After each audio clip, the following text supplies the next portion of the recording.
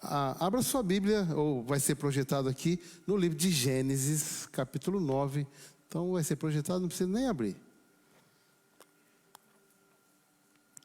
Gênesis 9, a partir do versículo 18. Antes eu quero fazer uma rápida introdução aqui, já nessa mensagem que nós vamos... Já é a mensagem, né? O tema dessa mensagem é: a misericórdia não expõe. A misericórdia não expõe. Os irmãos vão entender melhor o texto, esse tema. Nós conhecemos a história de Noé. Deus mandou que ele construísse uma arca. E ali ele entrou com um casal de cada espécie de animais, juntamente com a sua família. Então, seres humanos que estavam com Noé eram apenas pessoas, membros da sua família e ninguém mais, porque não quiseram ouvir a mensagem de arrependimento, a mensagem da pregação acerca de Deus, acerca do reino de Deus. Depois de muito tempo, dilúvio, a terra teve que esperar para secar, eles tiveram que esperar para secar a terra, toda aquela água secar, para que eles pudessem sair da arca. E foram então viver a sua vida como pessoas normais, como nós, pessoas normais. E eu digo isso porque nós temos uma dificuldade muito grande de conectar a nossa vida de hoje, século 21, pessoas, homens e mulheres normais, seres humanos, com a das pessoas que nos antecederam há milhares de anos, por exemplo, como o próprio Noé e a sua família. Parece que eles não eram bem pessoas normais, né? A gente olha para Abraão, não, Abraão, pai da fé, parece que ele não era uma pessoa normal. Davi e tantos homens e mulheres que a Bíblia fala. Então agora vem o texto, Gênesis 9, 18 a 29. Os filhos de Noé, que saíram da arca, foram Sem, Cã, alguma versão fala Cão, e Jafé. Cã é o pai de Canaã.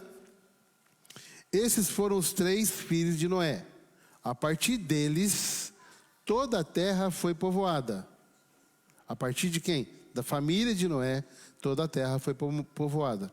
Noé, que era agricultor, foi o primeiro a plantar uma vinha.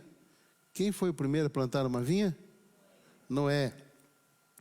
Bebeu do vinho, embriagou-se e ficou nu dentro da sua tenda. Cã, pai de Canaã, viu a nudez do pai e foi contar aos 2 irmãos que estavam do lado de fora. Quem viu foi o Cã, ou cão, né? Cã. Viu a nudez e foi contar aos seus 2 irmãos que estavam lá fora. Mas Sem e Jafé pegaram a capa, levantaram-na sobre os ombros e, andando de costas para não verem a nudez do pai, cobriram-no. Quando Noé acordou do efeito do vinho e descobriu que seu filho caçula lhe havia feito, disse: maldito seja Canaã, escravo de escravo será para os seus irmãos. Disse ainda: bendito seja o Senhor, o Deus de Sem, e seja Canaã seu escravo. Amplie Deus o território de Jafé, habite ele nas tendas de Sem, e seja Canaã seu escravo.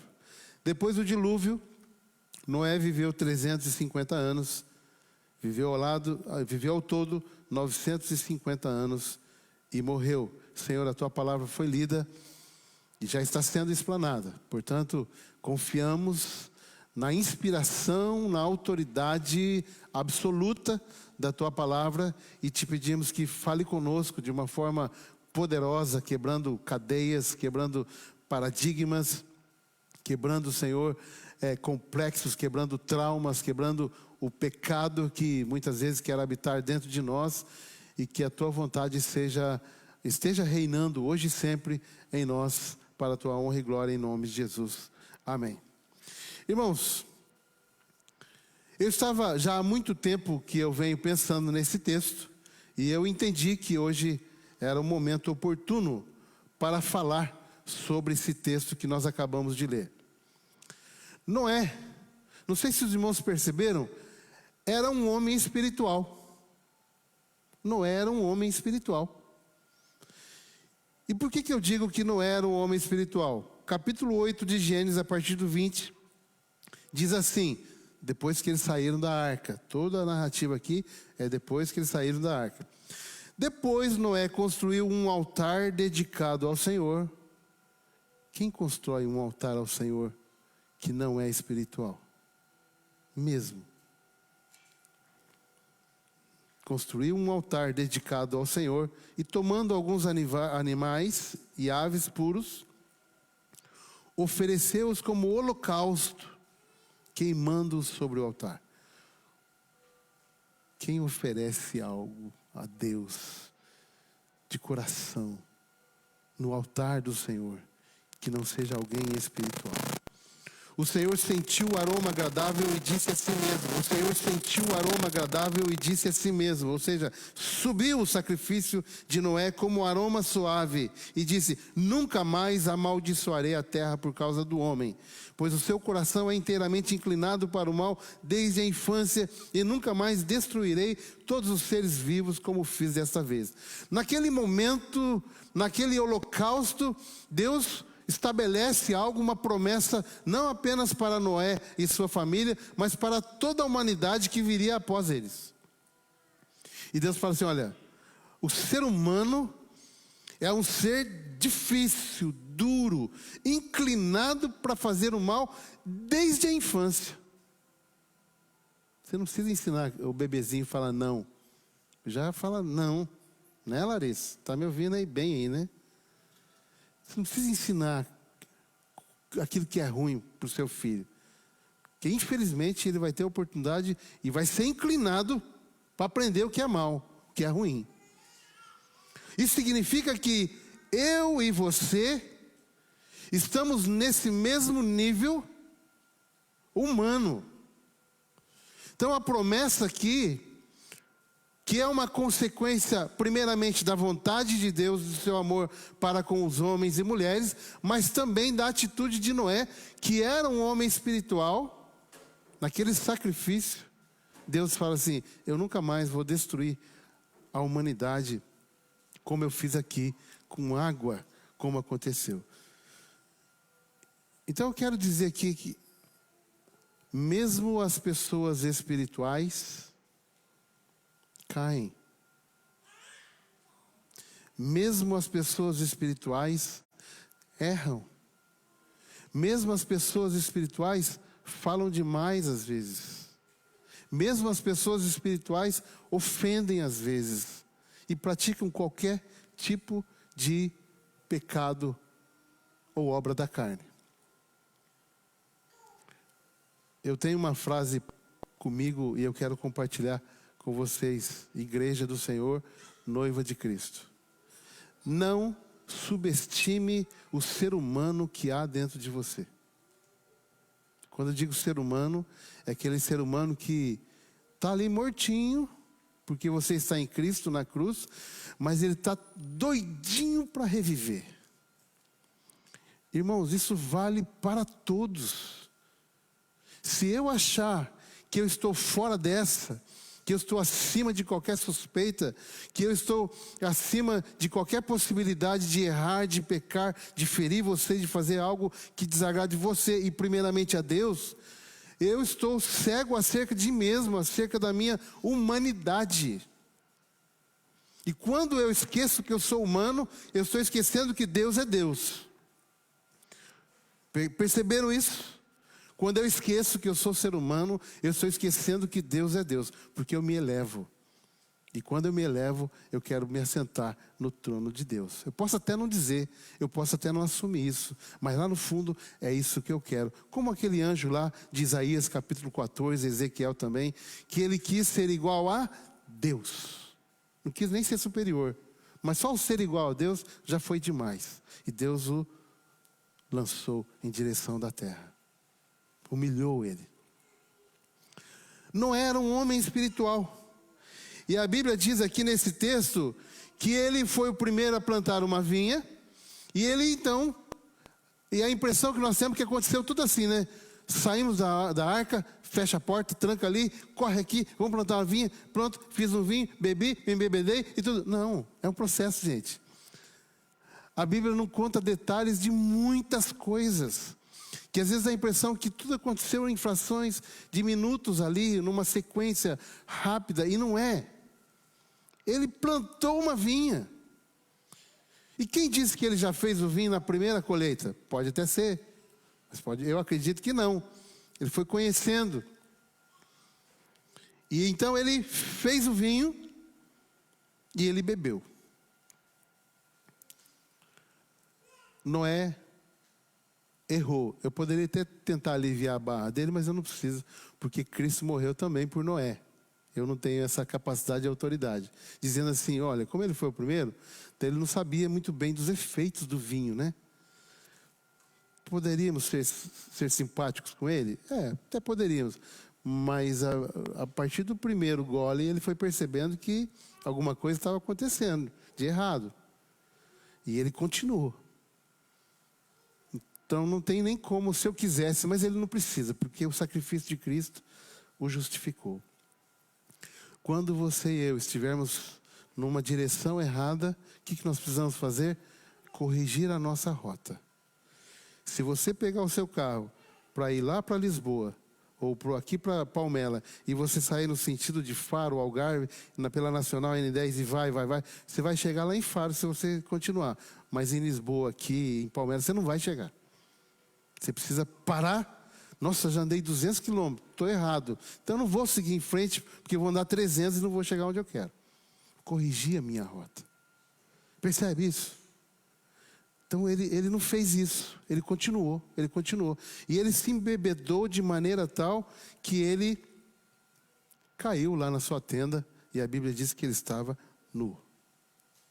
Então, eu quero colocar alguns princípios aqui para os irmãos. O que nós devemos fazer quando nós vemos ou sabemos, quando alguém nos conta alguma coisa de alguém que errou, que pecou, e talvez você até viu o fato acontecendo. Mas antes de falar o que fazer, eu vou dizer o que não fazer. Amém? O que não fazer? Não exponha o pecado do outro, porque a misericórdia não expõe. Você e eu precisamos tratar o próximo com a mesma misericórdia que nós gostaríamos que fôssemos tratados. O que Jesus disse? Ame o seu próximo como a ti mesmo. Faça a ele o que você quer que ele faça, ou que as pessoas façam a você. Logo, aquilo que eu não devo fazer em hipótese alguma é expor a pessoa, expor o pecado dela. E foi o que Cã fez. Versículo 22.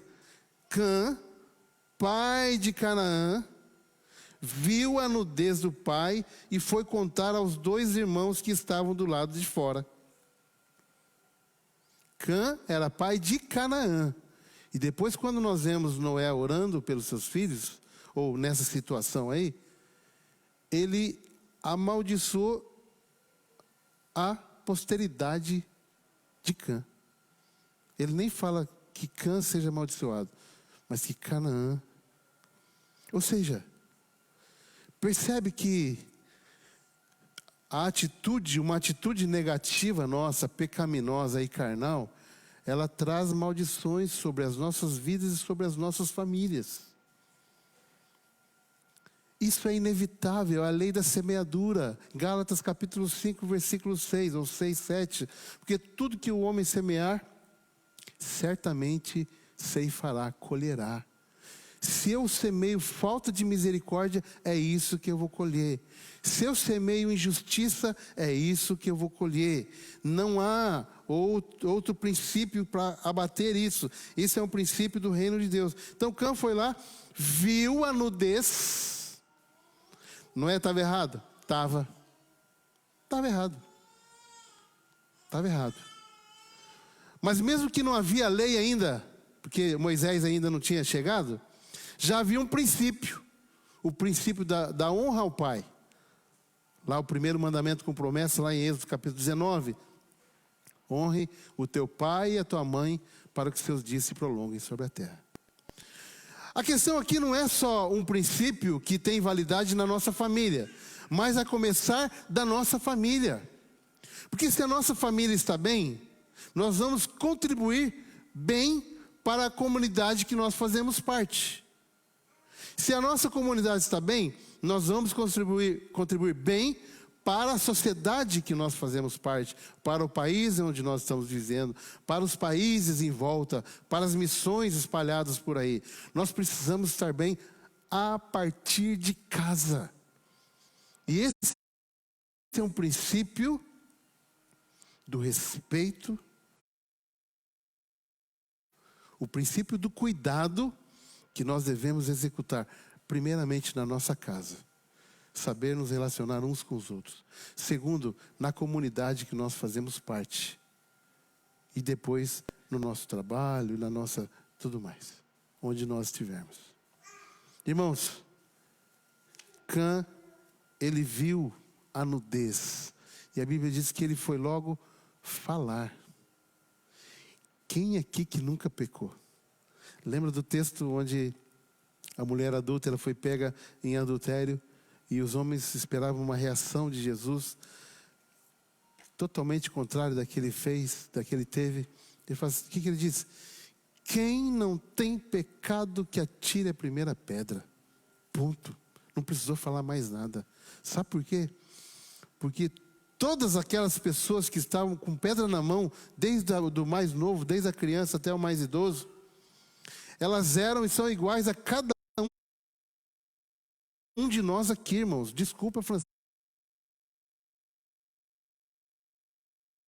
a franqueza. Nós erramos, nós pecamos. Ah, mas eu sou crente. Eu também sou, há mais de 30 anos. E já errei muito na minha vida. E que o Senhor segure nas minhas mãos e não deixe me cair novamente. Assim como você. Você já errou. Como é que você foi tratado? E eu vou até mudar aqui a pergunta. Como você gostaria de ter sido tratado no momento em que você caiu? Ou não caiu? E Jesus fala assim, você que está em pé, a palavra, né? Cuide para que não caia. Orai e vigiai, para que não entreis em tentação. Porque o espírito está preparado, mas a carne é fraca. Então, primeira coisa, não exponha a pessoa que vem até, que você viu, que você ficou sabendo. E às vezes a gente fica sabendo de cada coisa assim. Me falaram, mas essa pessoa que te falou não tem nome, não? Eu fiquei sabendo. Ah, porque não sei o quê.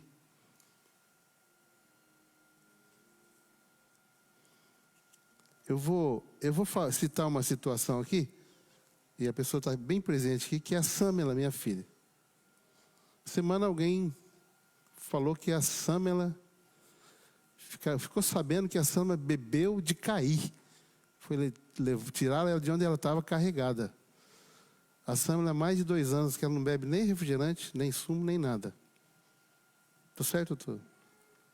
Não estou pregando por causa disso não, irmãos. Essa mensagem que eu venho trabalhando nela há tempos.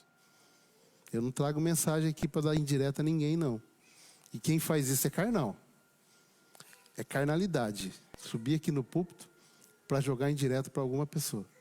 Eu nunca fiz, não faço, e que o Senhor me ajude para que eu não venha fazer. Aí você fala, mãe, quem falou? E depois eu fui chamar a atenção da pessoa e falou, não, o pastor confirmou. Depois falou ainda que eu confirmei isso. Mas, gente, então eu estou louco?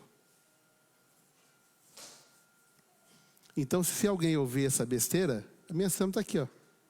Minha filhinha do coração. Mas se tivesse feito isso, eu seria a primeira pessoa a chamar a atenção dela. Faz mais de 2 anos que nem sumo, nem coca, nem nada ela está bebendo. A gente senta para comer água. Para comer alguma coisa, ela bebe água. Eu só estou dizendo isso, primeiro porque ela é coordenadora do louvor. Às vezes a pessoa vai ouvir e vai... E segundo, para vocês entenderem como a capacidade humana de fazer coisas. Então, o que não fazer? Não expor. Sabe por que não expor? Porque a misericórdia não expõe pessoas. Não expõe. E a falta de misericórdia é carnal, tanto quanto um pecado. Pastor, mas o pecado A, B ou C? Eu não sei, para mim pecado é pecado. Tem A, B ou C? Não tem. Então, o que fazer? O que não fazer nós já entendemos. O que fazer? Cuide daquele que caiu. Cuide da pessoa. Se chegou até os seus ouvidos que alguém caiu de fato, seja ele homem ou mulher, cuide dele. E cuidar não é sinônimo de aprovar ou participar do pecado. Não é, não. Mas de ter atitudes que vão contribuir para aquele que caiu volte a se levantar. Qual que foi a atitude de Sem e Jafé? Pegaram a capa. Quando eu li isso aqui várias vezes, eu já imaginei, né? Levantaram-na sobre os ombros, andando de costas, para não verem o pai que estava nu. Deram um jeitinho de chegar lá, colocar sobre ele. Fizeram uma ginástica ali, que eu já não consigo, estou meio gordo. Fizeram um ninja, colocaram a capa nele e saíram da tenda. Depois ele acordou, ele viu a besteira que ele tinha feito, Noé, né? Ficou sabendo que Cã tinha feito. E aí aconteceu o que aconteceu. Irmãos, capa na Bíblia é símbolo de proteção. Proteção. Sabe o que Sem e Jafé fizeram? Eles protegeram o pai. Eles cobriram a nudez. O que aconteceu quando quando Adão e Eva pecaram? Eles viram que estavam nus.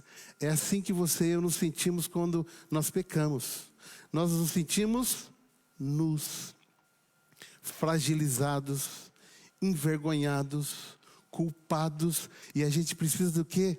De algo para nos cobrir, porque a gente tem a impressão que aquele tecido, ele vai nos esconder, vai nos proteger.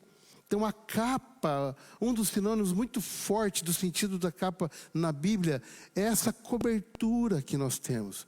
Então quando eu e você nos depararmos com uma situação em que alguém caiu e está nu, nós precisamos pegar a capa e colocar sobre a pessoa. E o olhar, aqui quando Jafé, eles não olham para o pai, está dizendo assim, eles não julgaram, eles não condenaram, eles não quiseram olhar, saber assim, nossa, foi tudo isso mesmo que você fez? Talvez porque a resposta poderia ser assim, foi tudo isso e muito mais. Percebe isso? Eles colocaram a capa. Sabe de quem é essa atitude primeiramente? É de Deus essa atitude.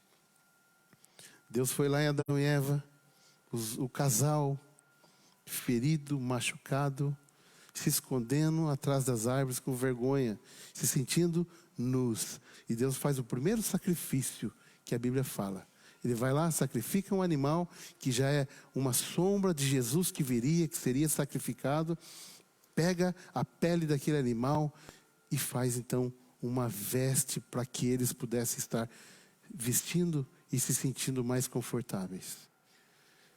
Isso vale na nossa casa. Esses dias eu contei para alguém, conversando sobre a minha irmã, já falecida, o esposo dela era alcoólatra. Infelizmente ainda é. E alguém um dia veio num ponto de autocarro, dizer para ela parar de autocarro, dizer, oh, irmã, então, né, irmã? Pessoa da igreja. O Antônio faz isso, faz aquilo, né? Ele bebe muito, está dando trabalho. Ela na hora falou assim, olha, eu não admito que você fale do meu esposo. Ele é meu esposo e eu estou orando por ele, para que ele fique bem, para que ele se converta, para que Deus faça uma obra na vida dele. Nem você e nem ninguém, eu admito que fale isso. A começar na nossa casa. Sabe, muitas vezes nós falamos do nosso cônjuge, que ela é assim, que ela é não sei o que, ele é não sei o que, e aí os nossos relacionamentos, os nossos casamentos vai mal. E por quê? Porque nós estamos abrindo para todo mundo, expondo a nudez do nosso cônjuge. Se você achar que não tem qualidade nenhuma no seu cônjuge para dizer, não diga aquilo que você acha que é defeito. Até porque se você não vê qualidade, deve estar cheio de defeito em você. Quando os meus olhos estão muito cheios de defeitos, tem areia nele. Eu não estou conseguindo ver a qualidade do outro. Os nossos olhos precisam estar limpos para ver a qualidade do outro. Tirar a trave, o cisco dos nossos olhos para então tratar o outro. Cuide da família que Deus te deu. Cuide do seu pai, da sua mãe, dos seus irmãos. Cuide dos seus filhos. Não exponha os seus filhos. Ah, mas é uma coisinha de nada. Para você talvez você ache que é. Para ele ou para ela vai se sentir nua quando souber, ou nu quando souber que alguém soube através de você, pai, mãe ou irmão. Cuide do seu irmão, da sua irmã, daqui da comunidade onde você faz parte. Sabe por quê? Ele é membro do seu corpo. Se eu pegar um martelo e bater nesse dedo aqui, primeiro pode internar que eu estou louco, né? Segundo, eu vou sentir uma dor violenta. É assim quando eu machuco o leisão ali, que é membro do mesmo corpo que eu. Se eu ferir você, eu vou estar me machucando também. Eu não posso, eu não devo fazer isso. Então eu devo cobrir você quando você estiver nu por causa do pecado que você porventura tenha cometido ou venha cometer. E não expor, porque a misericórdia não expõe. Capa é símbolo de proteção. Rute 3:9. Quem é você? Perguntou ele. No caso, Boaz. Sou sua serva Rute, disse ela. Estenda sua capa sobre a sua serva, pois o Senhor é o meu resgatador. E depois nós vemos lá nas armaduras espirituais, né, a proteção que vem. Né? Lucas 17:3. Tomem cuidado. Se o seu irmão pecar, repreenda-o. E se ele se arrepender, perdoe-lhe. O princípio é simples. Se ele pecar e se arrepender, perdoe ele ou ela. Não tem que fazer mais nada. Não tem que fazer mais nada. Gálatas 6:1. Irmãos, se alguém for surpreendido em algum pecado, vocês que são espirituais deverão restaurá-lo com mansidão.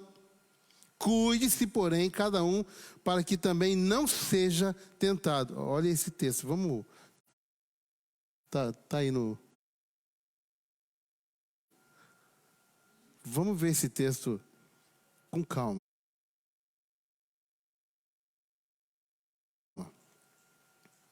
Você já ouviu alguém falar assim: ah, mas a pessoa falou, confessou porque foi pega. Porque ficaram sabendo. Então não se arrependeu. Eu discordo. E aqui tem esse texto e muitos outros que me dão base para discordar. Então o texto diz assim, vamos ler ali para não achar que eu adulterei o texto. Irmãos, se alguém for surpreendido em algum pecado, ou seja, foi pego, foi descoberto, alguém, seja ele quem for. Ou seja, isso é possível que acontecer e a pessoa ainda ser restaurada. Vocês, eu e vocês, que são espirituais, deverão restaurá-lo com mansidão. Cuide-se, porém, cada um para que também não seja tentado. Sabe o que quer dizer aqui? Que mesmo quando alguém é pego no seu erro, no seu pecado, ele pode se arrepender, que ele é trabalhado. Como é que nós ficamos sabendo que Judas traiu Jesus? Porque ele traiu Jesus e todo mundo ficou sabendo. Foi pego no ato. E Pedro negou Jesus quantas vezes? 3 vezes. E todo mundo viu. Foi pego no seu ato. E Davi? Davi que matou, mentiu, adulterou com Betseba e mais tantas outras coisas. Ele estava lá de boinha. E aí vai o profeta Natã e fala: olha, você tem muitas ovelhas. E aquele Urias, não falou o nome, tinha uma só, falou através de parábolas com Davi. Antes ele falou assim: o que você faria com alguém que tem muitas ovelhas, e aí ele vai e pega a única ovelhinha que alguém tem e sacrifica, e come, dá uma festa e etc. E Davi falou: não, esse homem é digno de morrer. Tem que pegar ele, ó, a falta de misericórdia. Olha Davi sem misericórdia aqui. Tem que pegar esse crápula e amarrar ele no carro e sair arrastando. Claro que nos dois termos. Aí Natan fala assim, esse homem é você. Ele entendeu que Deus estava cobrando dele. Eu até não quero usar esse cobrando, mas trabalhando com ele para que ele se arrependesse da morte de Urias, das mentiras que ele falou e do adultério com Betseba. E quando ele entendeu, ele foi pego em ato. E aí ele se arrependeu porque ele deixou Deus trabalhar com ele. Isso significa também que aquelas pessoas, quando sabem da falha do outro e saem falando pelos quatro cantos da terra, não são espirituais. Porque o texto fala aqui, ó, mas vocês que são espirituais, trate dele com mansidão. Você e eu somos espirituais. Qualquer pecado,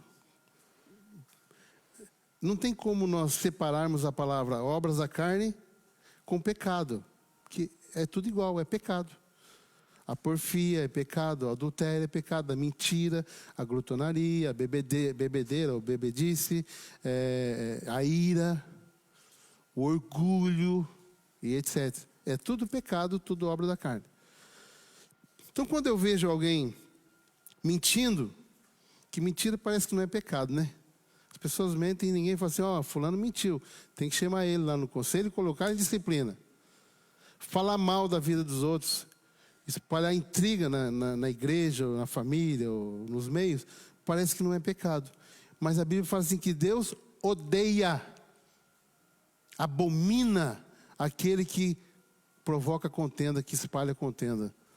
Tanto quanto Deus abomina a feitiçaria, a inveja, o adultério, e etc. Mas quando alguém chega e começa a falar para nós, olha, eu fiquei sabendo isso, e não sei o que, ela começa a falar, você já pode, está escrito assim na testinha dele, que ele é tão carnal quanto. Porque aqui fala que quem é espiritual cuida. Quem é espiritual trata. Quem é espiritual ajuda aquele que está nu, cobrindo a sua nudez. E você pode até dizer para mim, olha, pastor, eu não tenho condição de tratar dessa pessoa. Eu vou respeitar. Mas, pastor, ajuda essa pessoa. Como é que nós podemos, o que eu posso fazer? Percebe a diferença? Quando você procura alguém, no afã realmente de resolver uma situação, de ajudar a pessoa. Sabe, aquele que é surpreendido em algum pecado. Quando Judas traiu, chegou com aqueles muitos soldados traindo Jesus. Jesus já sabia que Judas estava traindo ou não? Sabia ou não? Sim, né? Aliás, Jesus já sabia quando estava pegando pão na mesa. Um de vocês vai me trair. E depois no outro texto fala assim, vai logo fazer o que você tem que fazer. Quando Judas chega, esse texto mexe muito comigo sempre. Jesus fala assim, quando Judas beija Jesus, Jesus fala assim, amigo, aqui tu vens.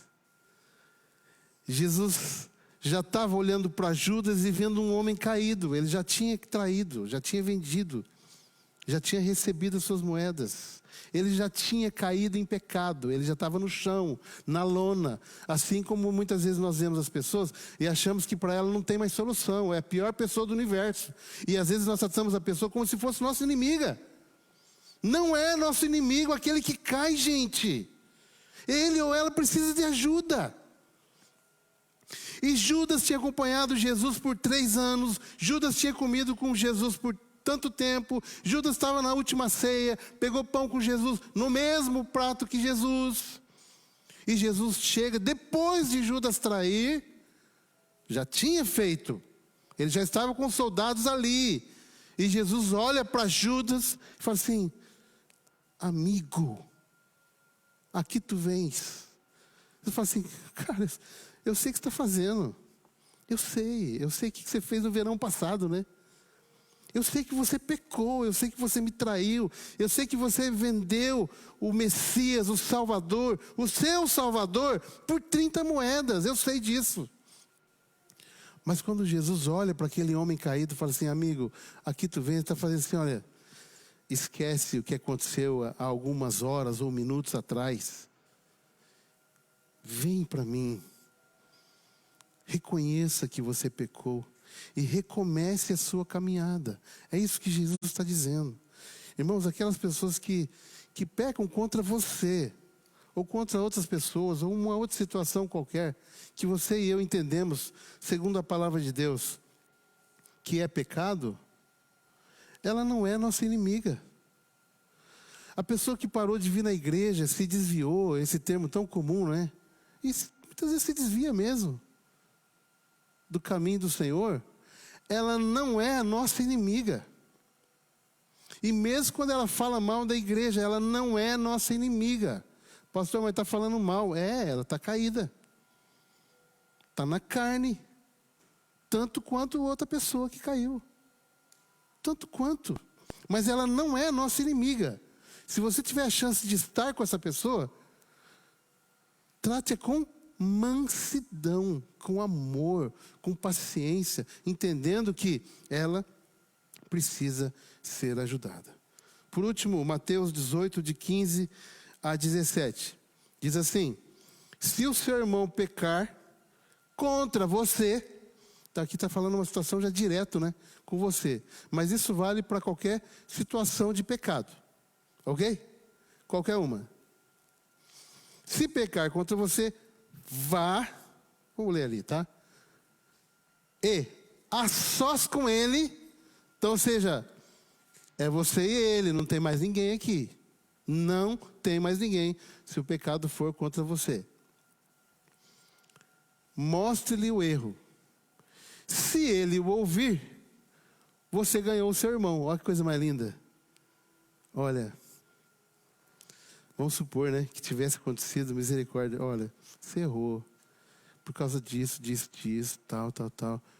Mas estou aqui para ajudar você. Conte comigo, conte com as minhas orações. Vamos junto, Deus tem um plano na sua vida e tal. Ganhou um irmão, ele te ouviu. Se ele não ouvir, vamos lá? Próximo. Mas se ele não ouvir, não precisa bater nele, espancar, matar, falar mal dele, nada. Leve consigo mais um ou dois outros. Levar ainda para falar com a pessoa que pecou. Não é para esparramar por aí, não. Leve, e de modo que qualquer acusação seja confirmada pelo depoimento de 2 ou 3 testemunhas. Se ele se recusar a ouvi-los, então, o primeiro processo, só você, depois mais 2 ou 3 testemunhas, e depois, conte à igreja. E se ele se recusar a ouvir, também a igreja, trate-o como pagão ou publicano. Percebe o processo? É esse. Se você e eu fizermos diferente, nós estamos sendo tão carnais quanto a pessoa que fez algo contra nós ou contra a igreja. É esse o processo, irmãos. Não adianta nós queremos mudar. Esse é o princípio da palavra de Deus.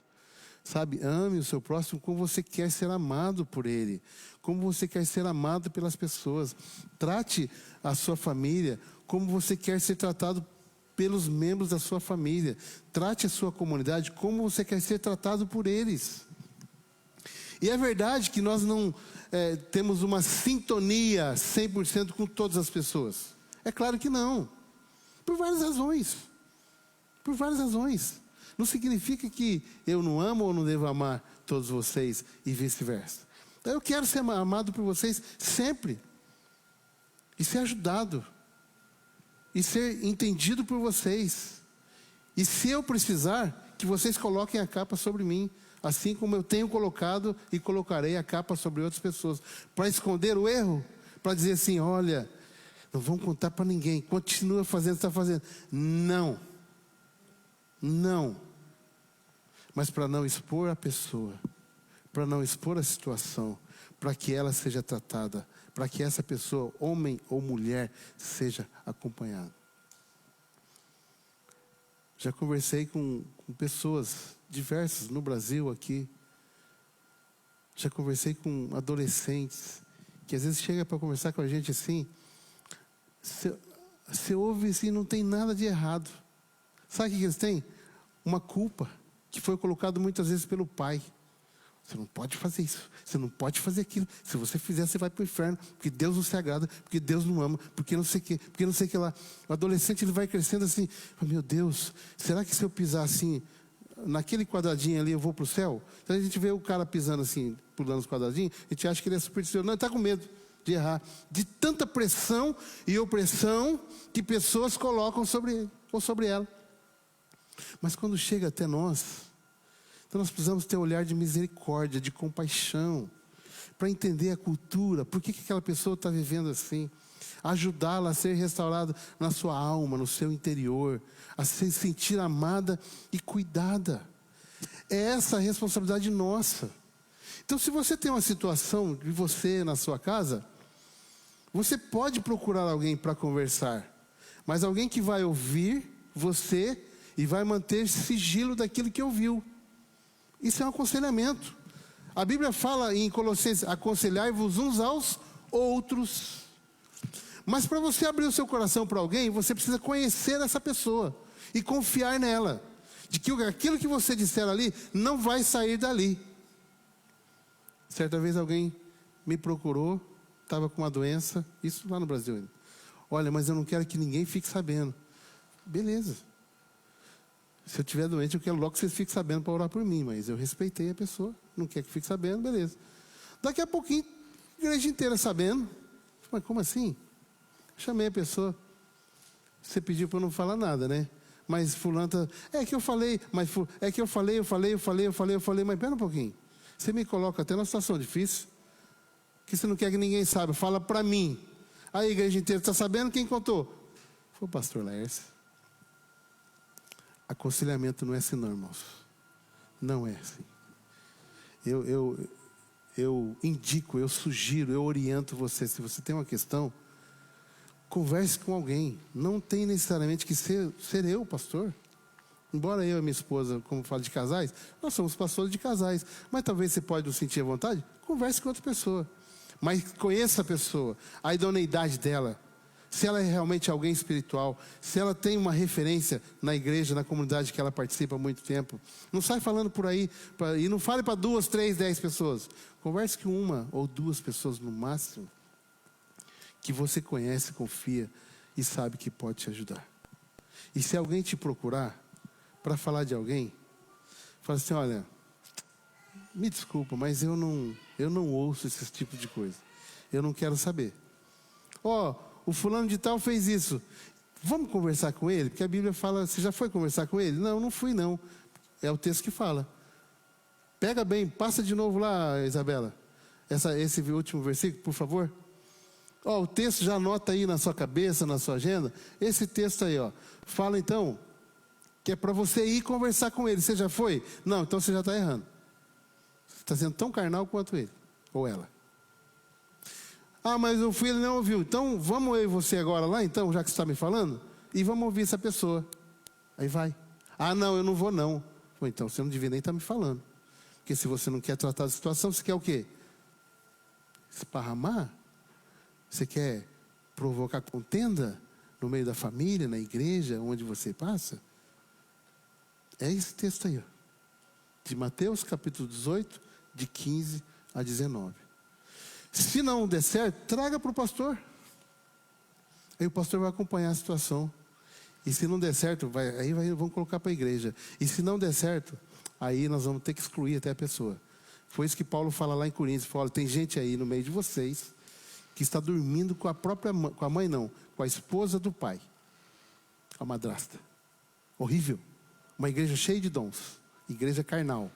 Não por causa dos dons, porque eram carnais. E Paulo fala, vamos tratar disso aí. E se ele não se arrepender, exclua ele da igreja. Mas depois de todo esse processo, não pode ser assim. Então vamos excluir. Vamos levar para a igreja. Antigamente se fazia isso, né? Que vergonha, como era chato, como era triste ver pessoas que já estavam machucadas. Quem é que acha que quando alguém comete um pecado, esse alguém não se machuca, não se fere? Tem alguém que acha isso? Acho que não, né? Um pouquinho que a gente conhece a palavra, a gente já vai entender que quando eu pratico um pecado, a primeira pessoa a sofrer danos por causa disso sou eu. Primeira. E depois tem aquelas pessoas que estão ao meu redor e tudo mais. Então a pessoa já estava ferida, machucada e trazia para a igreja. Eu não sei, cada igreja tem, né? De repente você pode falar, não, tem que fazer isso mesmo. Eu vou te perguntar, tem que fazer isso mesmo? Então agora pensa assim, volta lá para trás. O pecado que você já cometeu já foi tratado na cruz, mas a gente lembra, a gente sabe que fez. Naquele momento, era assim que você gostaria de ser tratado? Eu não. Eu já fiz cada coisa que eu tenho vergonha de lembrar. Não era assim que eu queria ser tratado. Eu queria ser tratado como eu fui. Eu tive pastores que falavam, vem aqui uma vez por semana. E eu fui. Eles iam na minha casa e falavam firme comigo. Mas Lércio, Jesus te ama. Jesus te ama. Eu queria e quero ser tratado como eu fui tratado pela minha família, que me amou. E quando entenderam que eu tinha o chamado pastoral, as primeiras pessoas que eu consultei foi a minha família. Falei, olha, eu sei que eu tenho esse chamado. Estou fugindo dele há tanto tempo. E é por isso que também que eu tenho feito tanta coisa errada. Mas eu quero, depois de já ter sido restaurado, eu quero assumir o chamado que Deus me fez. E a resposta da minha família: estamos juntos com você, da minha esposa, dos meus filhos. Eles gostam de me ouvir. Não é para me agradar, não. Eles gostam. Eu tenho uma família perdoadora. E foi assim que eu fui tratado. E é assim que eu quero ser tratado sempre. E é assim que eu quero tratá-los. E já tive que chamar a atenção de todos eles. E eu fiz na mesma medida, com amor, com carinho, com discrição. Pode perguntar a parte para qualquer um deles. É com amor que eu fui tratado. É assim que eu quero ser tratado. É assim que eu tenho que tratar o meu próximo, como eu quero ser tratado. Com amor, não escondendo o pecado. E tomando cuidado para que eu não me contamine com esse pecado. Não venha fazer parte dele. Mas faz com justiça, com amor, com mansidão. Vamos ficar em pé?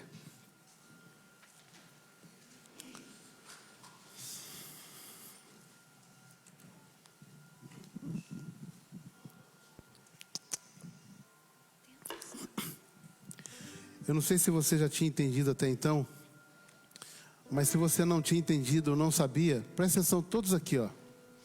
Se alguém for falar mal de alguém para você, seja quem for,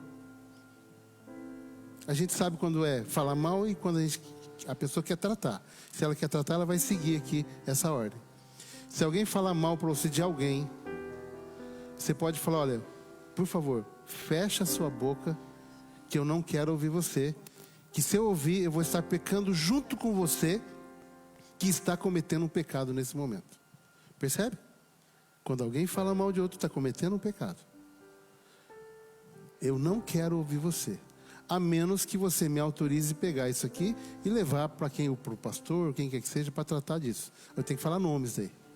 Você chega na gente, alguém falou, mas quem que falou? Ah, o passarinho azul me contou. Então você vai lá com o seu passarinho azul e resolva. Não vem me falar isso. Você tem essa autoridade bíblica. Não é do pastor que estou te passando, não. Você tem essa autoridade bíblica para mandar a pessoa fechar a boca, porque ela está sendo carnal e provocando, semeando contendas na vida, no meio da igreja e assim. Então, se acontecer alguma coisa, sabe, irmão? Olha, não é indireto para ninguém aqui, não. Eu falo e repito quantas vezes for necessário. Eu já venho trabalhando nesse texto há muito tempo. E é o momento, eu entendi que esse era o momento para dizer essa palavra. Amém? Feche os seus olhos. Amém. E eu quero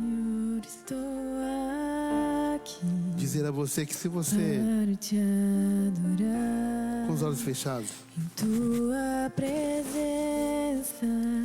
tem alguma situação não resolvida na sua vida, nos seus relacionamentos, algo que tem te incomodado, culpa, opressão, acusação.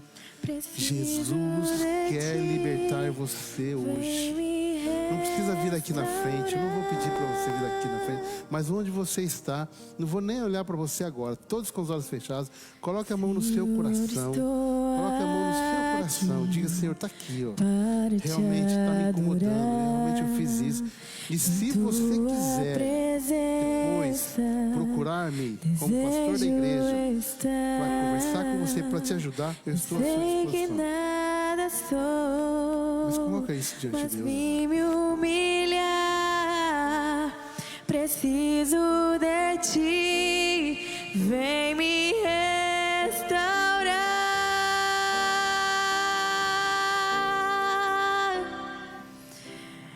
Eu quero ser como um jardim fechado, regado e cuidado pelo teu Espírito, flua em mim como um manancial do meu interior, com águas vivas, restaura o meu ser.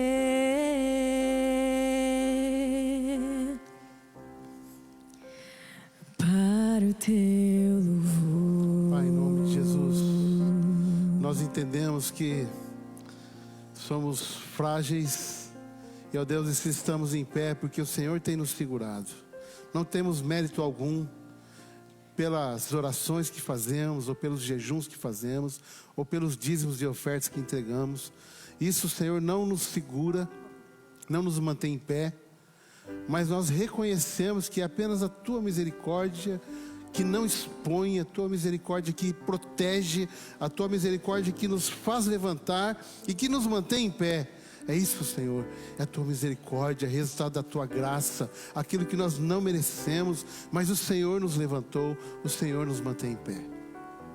Guarda-nos, guarda o nosso coração, guarda a nossa boca, Senhor, para não falarmos contra ninguém, seja ele quem for, ou ela quem for. Não, Senhor, corrija o curso da nossa língua, corrija, Senhor, as nossas vontades, para que realmente estejamos vivendo de acordo com a Tua palavra, com o Teu querer, e não segundo o que nós achamos que é, segundo o que nós achamos que o Senhor quer. Ó Deus, não nos deixe julgar pessoas, ó Deus, se elas se arrependeram, se não se arrependeram. Deus, que a Tua vontade, o Espírito Santo, que a todos conhecem, esteja trabalhando em nós e através de nós, e nos conduzindo, Senhor, mais uma vez te peço, no centro da Tua vontade, em nome de Jesus. Amém.